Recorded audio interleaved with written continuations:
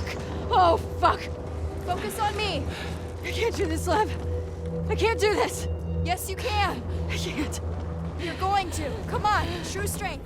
We all have things that creep us out. Some people are terrified of heights, while others faint at the sight of a tarantula. One person could have a higher tolerance for poorly lit corridors, while another finds crawling in air vents insufferable. Some dread the thought of being buried alive, while countless others wrestle with all sorts of phobias and fears that in most cases never happen. Well, recently I played through a game that terrified me unlike any other game, mainly because it played towards my own personal experience. It drew from a fear that has long been a part of me. This game achieved this without excessive usage of violence, gore, and jump scares. Just a whole lot of this, and this, and this. Not that I have a problem with those types of games. Some of my favorites also fall into this category. See, for years I've struggled with sleep paralysis. It typically strikes during a deep afternoon nap and/or whenever I dare to sleep on my back, regardless of the time of day. And I do nap quite a bit. You're interrupting my beauty rest. Sleep paralysis has been an unrelenting burden that has haunted me for quite some time. If you're unfamiliar with sleep paralysis, let me terrorize your imagination with a brief description. Sleep paralysis is a state during waking up or falling asleep in which one is conscious but in a complete state of full body paralysis. In short, sleep paralysis is terrifying at the very least. Episodes tend to happen in what is already a nightmare, and they elevate the horrors of your subconscious while immobilizing you. But in other cases, they can turn what was a pleasant dream into something out of Wes Craven's imagination. You can't move, your screams are silent, and at the edges of your tormented mind, you know that this is a dream and that you need to wake up, but you're swimming in mud. You are being swallowed by a dark, misty cloud. Every attempt to escape pulls you deeper and deeper into a state of paralysis. Usually, at that crushing moment of impending, unimaginable doom, that is when I wake up. Because of my tumultuous relationship with the cousin of death, I have a deep desire to understand dreams, why we dream, what dreams are, and if there could be a message or messages or clever Easter eggs hidden somewhere in our dreams that would help us better understand our lives. This urge to understand dreams, this need to explore their cryptic mysteries, recently revisited me in the form of a wonderful and powerful game called Superliminal.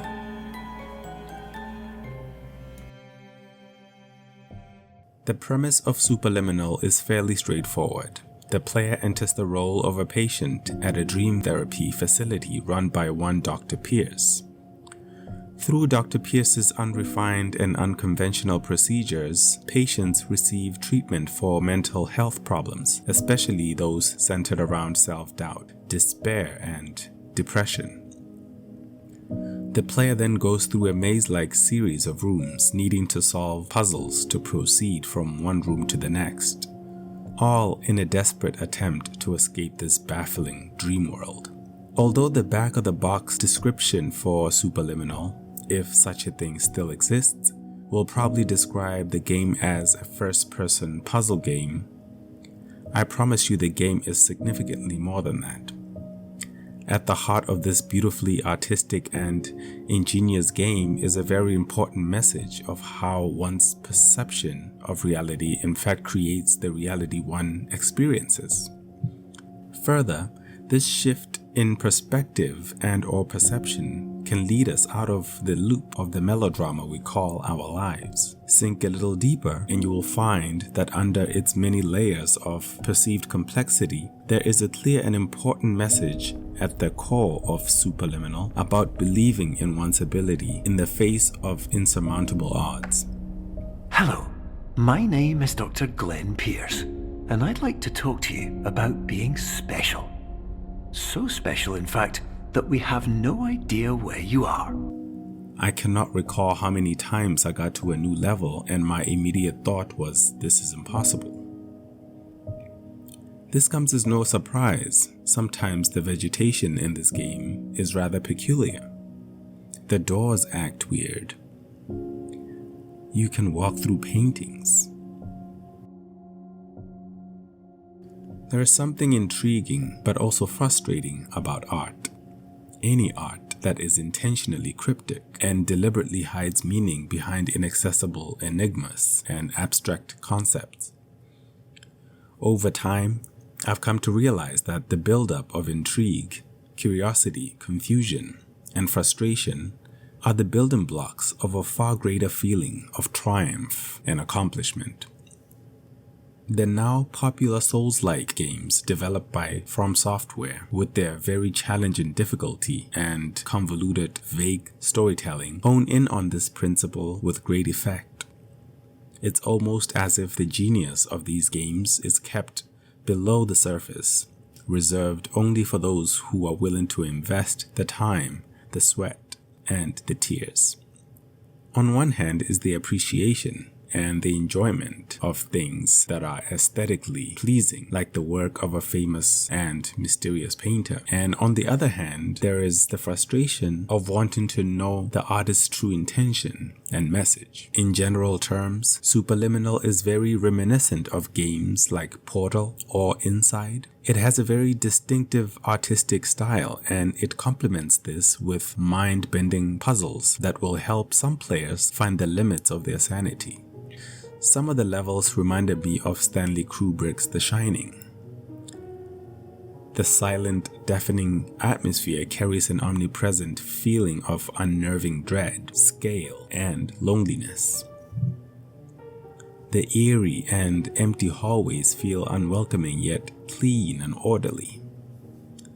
Needless to say, it was a terror, but yet a joy to walk through the hallways of Superliminal and explore its many mind-boggling levels, even though I was trapped in a dream and desperately still trying to escape. Perhaps the most impressive thing about Superliminal is its extremely unique feature that lets you manipulate objects and space in a way that is truly remarkable. Depending on the player's perspective and vantage point, certain objects in the game can be manipulated and resized in order to solve the puzzle. It is a little tricky to nail down how it actually works at first, but once it clicks, it's almost like second nature. Using this mechanic to progress, you, as the patient stuck in Dr. Pierce's manipulated dreams, go through a series of puzzles in an attempt to escape this nightmare. So, in essence, for the entirety of the game, the player is trying to wake up from a dream. Surprisingly, this is technically achieved very early on in the game.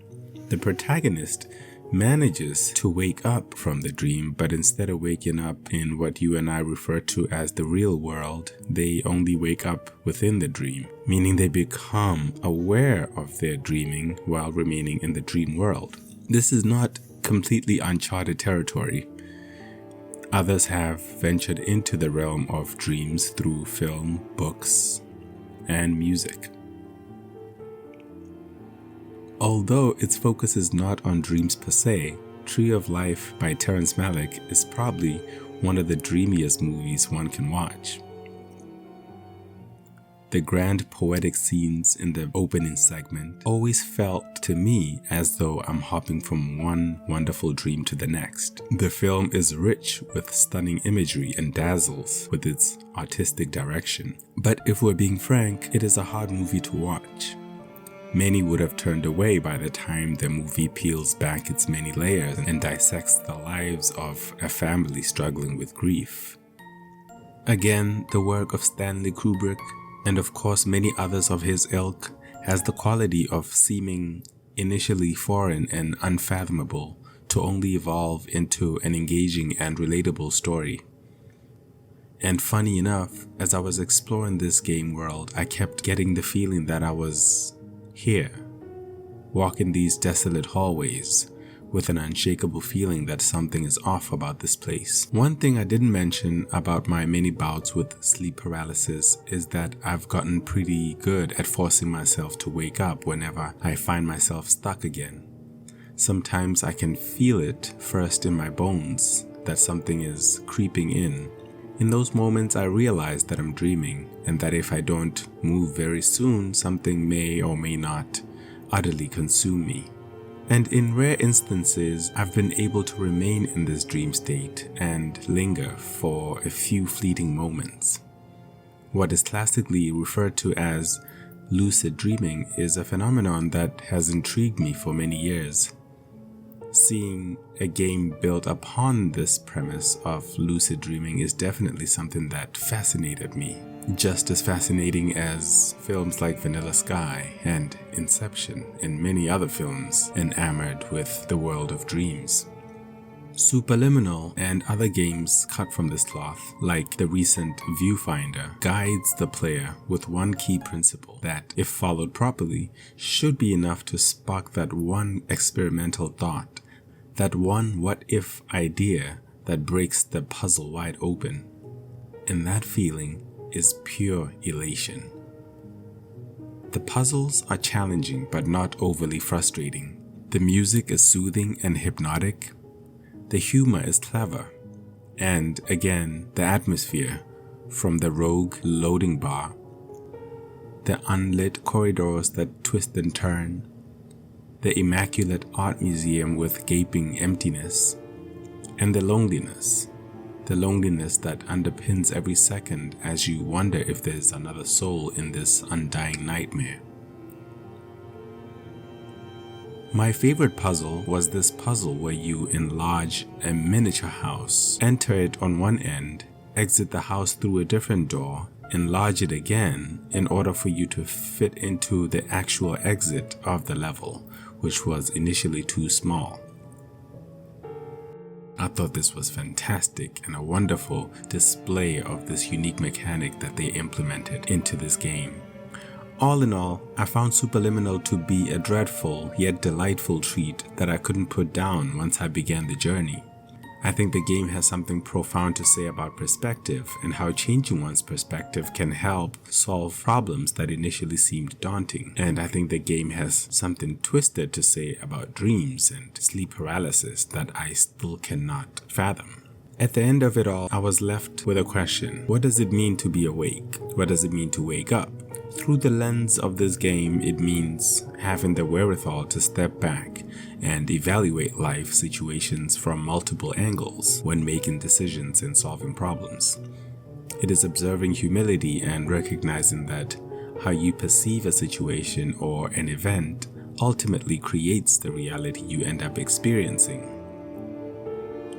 So a change in perception directly changes your reality. It also means you become aware of your true potential, your own genius, your own innate ability to overcome whatever obstacle. In the 2019 Game of the Year Sekiro by From Software, it is easy to get frustrated and rage quit when struggling against one of the game's major bosses, Genichiro. But with a little change of perspective and approach, Genichiro can actually be easily manipulated and humiliated as you dodge most of his attacks. In conclusion, things aren't always what they seem. When we look closer, we find something more personal, and dare I say, something more spiritual.